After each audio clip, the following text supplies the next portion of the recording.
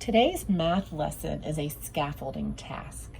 And a scaffolding task is something that you do, an activity, a lesson, or a game where you use things that you already know how to do to help you do this activity or game.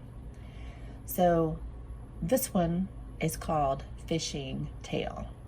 Now, fishing tail, T-A-I-L, is what a fish has on its body that helps it move in the water. But T-A-L-E is story. So sometimes people go fishing and they like to tell stories about their fishing. So we are going to be telling stories with this math activity. So in this picture, what do you see? There's a little girl holding a fishing pole.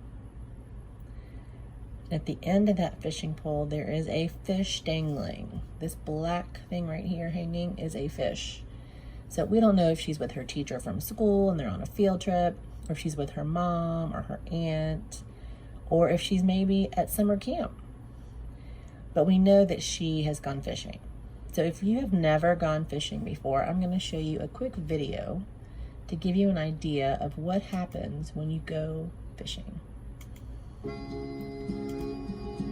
With school out for summer, it's a good time to take kids fishing. This is a great way to introduce young people to the outdoors. You want a successful outing, and panfish like brim are a really good species to target. A good private farm pond is a great place for kids to learn. Pick it up, pick up the rod, yeah. Get that brim out of the lake, Wes. There you go. Lift your rod up. Yay, Wes! Yeah, look at that. Something's going on with your bottle. I told you I got a fish. You got another one in the crowd. Look at that brim. What we're doing today is we're out fishing with some kids, and the best way to do that is just to do a real simple rig where you have a little small bobber like this so the fish can see the bobber going down, a little small split shot, and a small hook. This is a number 2 gold hook right here. We're using crickets today. Crickets are the best way to fish for brim because they're not nearly as messy as worms. Take that cricket and just fish it a couple of feet under the cork and just set it out there. And you can even take a little stick like this to prop your chain pole in place because sometimes the kids get tired of holding the pole. Try planning a trip around 9 or 10 a.m. so you can beat the heat. I like to keep the fishing trips with the kids short, and after an hour or so, it's a good idea to take a break and enjoy some lunch or a nice snack. John Morgan caught a fine bass just as we were packing up.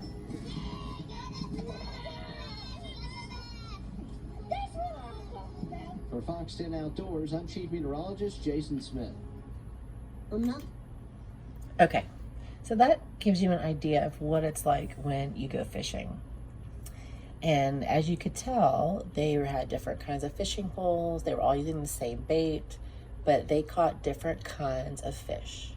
So for this activity, you're going to need a few things to help you. You need something to write with and write on. So either a dry erase board with a dry erase marker, or a piece of paper with a pencil. You could even use markers. And you're going to need some manipulatives. So if you have cubes or counters at home, just get 2 different colors. Get 6 of each one. If you have up to 10, that's fine. You can do that activity on your own. But for this activity with me, you're only going to need 6 of each color. So pick 2 colors of something or 2 different kinds of objects. If you have coins, you could use pennies and quarters or pennies and nickels. You want 2 things that look completely different, that are small, that you can count with. So you can take a minute to get all those things together, and also get a little bag or a cup that you cannot see in. And when you have those back, go ahead and pause the video, and then when you get all those together, we will do our lesson. Okay, so our next step is, there's an example, and there is a bag, and there are some cubes. So in this picture, they actually show 3 different colors of cubes, but we're only going to use 2, and you can do 3 later on.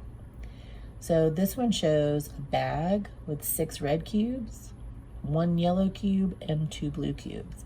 So I have a lunch bag. I'm going to use my lunch bag, and I don't have 6 red. I have some red, but not 6. So I'm going to use purple cubes, and I'm just going to put my purple cubes in my bag, and I'm going to use 2 blue. I'm going to put the 2 blue in my bag. So what we're going to do is, looking at the picture, you see there's the bag and you see the cubes. They don't really show you what you're going to do with those. So what we're going to do is actually, we're going to shake our bag up. If you have a cup, shake the cup. And then you're going to pick 3. Don't look in the bag while you're picking, just pick 3. So I have 1 purple. I have another purple. And I have a blue. So what do you think I can do with these 3 cubes to write a math problem or tell a math story? Well, you could have your 2 purple ones together and the blue one. And if you were telling a math story, it could go something like this. I went fishing with my sister. I caught 2 fish. My sister caught 1 fish. How many fish did we catch all together? So on your paper or on your board, you can actually write the numbers to show that math. So yeah, I have 2, and I'm going to write the word and then I have 1 blue, and then together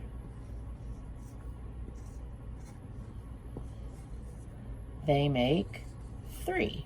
1, 2, 3. Now, I could write my story like a math problem. I could also draw my story. So let's see how you could draw. Now a fish, if you try to draw a fish, it might take a while. We could just draw a super, super easy fish. You can draw it like a little goldfish snack. My fish are diving down into the water. There's my 2 fish. 2 and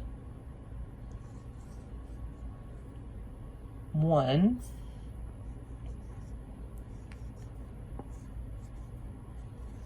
Make. I'm going to draw an oval and a little triangle for the tail. You can draw them diving if you want, but I can tell my story using my words or my pictures. 2 and 1 make 3. Okay, so let's do another one. Let's put these cubes back in our bag and shake it up. Let's see what we're gonna get this time. Up, 1 purple, 2 purple, 3 purple. So with 3 purple, what kind of math tale, story, or fish tale can you make up? What kind of fishing tale could you make up about these 3 purple cubes?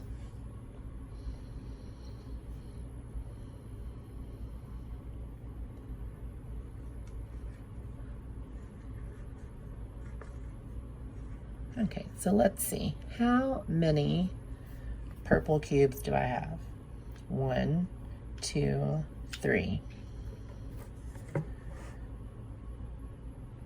So 3, and I don't have any blue cubes, so I'm going to put the number 0.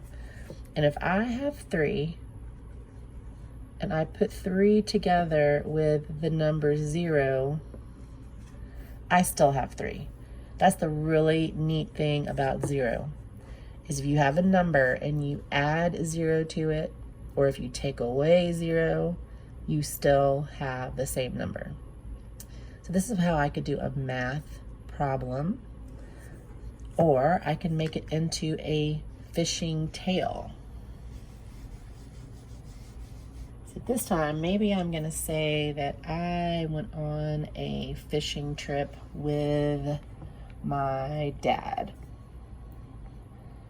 And maybe my dad caught 3 and I didn't catch any. So I need my little triangle and my oval.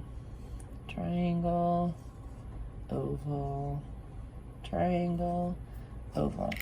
So my dad caught 3 fish. These are all different ways you can tell your fishtail. Maybe I want to draw a picture of my dad.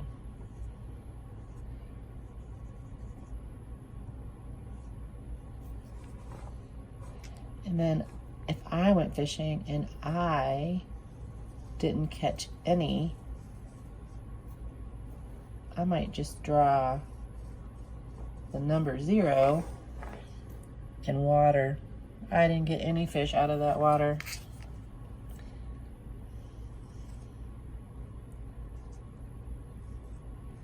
I'm gonna draw my crazy hair everywhere. This is really what it looks like, especially now that I'm not at school. My hair is crazy and everywhere.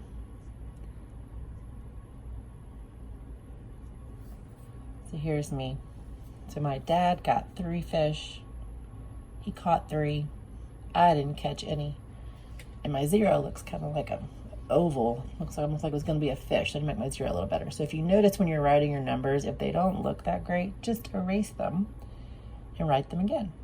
So now my fishing tail is that I went fishing with my dad. My dad caught 3 fish. I didn't catch any fish. I caught 0. But together, we had 3 fish. So this is a fun way that you can practice telling fishing tales and doing math problems at the same time. Now, you can keep doing this game and you could pull out different numbers. You don't have to pull out just 3. You could pull out 4. You could pull out 5. You could pull out 6. If you want to do bigger numbers, just put more cubes or put more of your items in your bag, okay? Let's see what else we can do. Let's see what the learning target is. So for this lesson, it says we're gonna find combinations that make 5. And because this is really a review lesson for us, but this is our last week of doing addition and subtraction, we're gonna start something new next week. We've done combinations of 5 a lot. We just did combinations of 3. So what we'll do is we will do one more pulling out of our bag by pulling out 5. And that will help us get our learning target for the day. So let's see. Got 1 purple, 1 blue, 1 purple, 1, 2, 3. I still need to get a couple more. Oh, okay. So let's see what I have.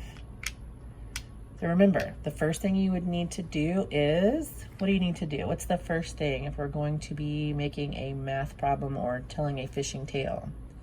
We want to sort all the ones that are the same, put them together.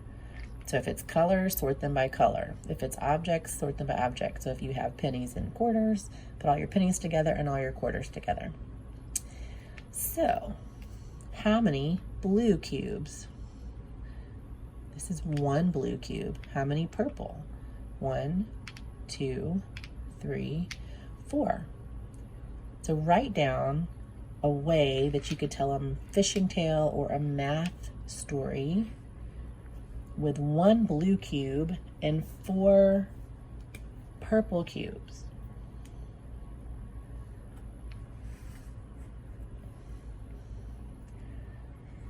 So I can do the easy math one and say 1 and 4 make, how many do we have all together? 1, 2, 3, 4, 5. So here's just a regular math problem. But if I want to make it more exciting, I could tell a math fishing tale. What could I say that would be an exciting fishing tale?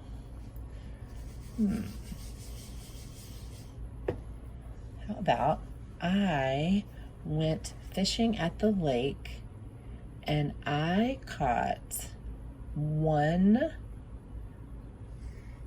small fish. Then after lunch, I caught 4 big fish.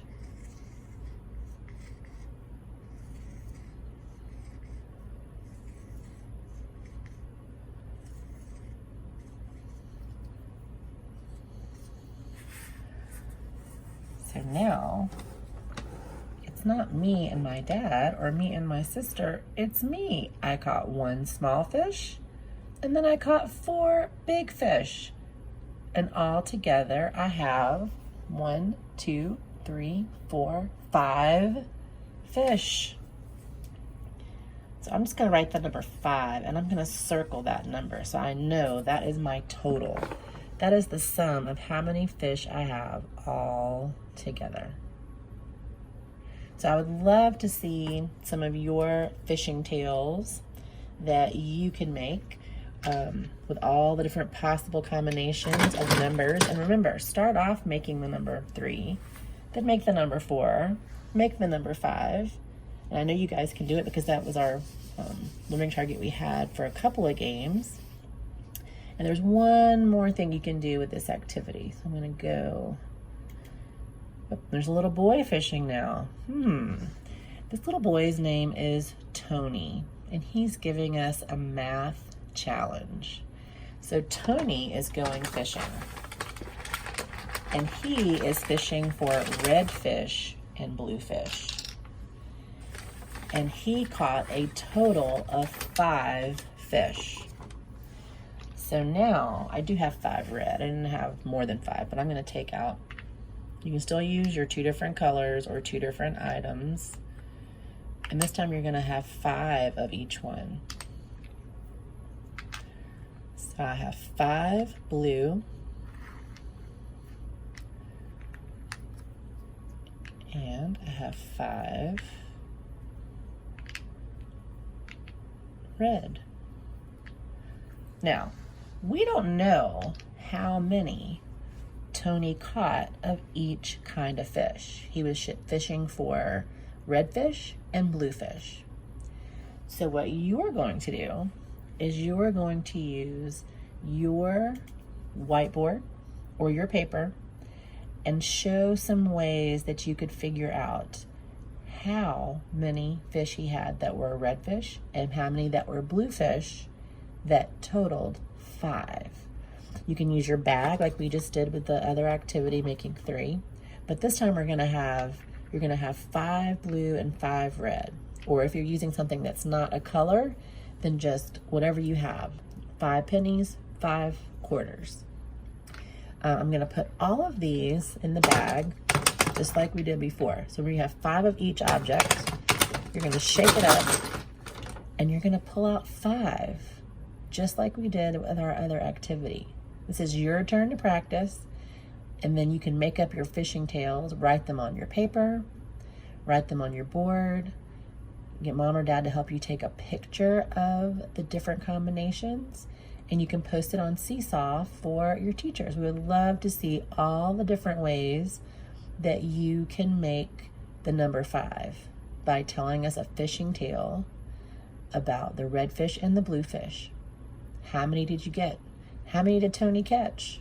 What are the different possible combinations of red and blue that Tony could have had to get a total of 5 fish? So I hope you've enjoyed this lesson. I look forward to seeing all the different combinations of the 2 objects and seeing your math problems and hearing your fishing tales. Remember, fishing tales are just stories about the math problems. So I would love to hear your stories about what kind of combinations that you are making to get 5 total fish. If you want to go beyond that, just let me know on your paper, or if you're recording it and just telling me, then it would be great if you could say, I think that Tony really caught 7 fish, and these are the possible combinations. So you can go up to the number 10 and show combinations, but start off doing 5, and then if you want to do more, then you can do that. Hope you enjoy the lesson. Can't wait for those fishing tails.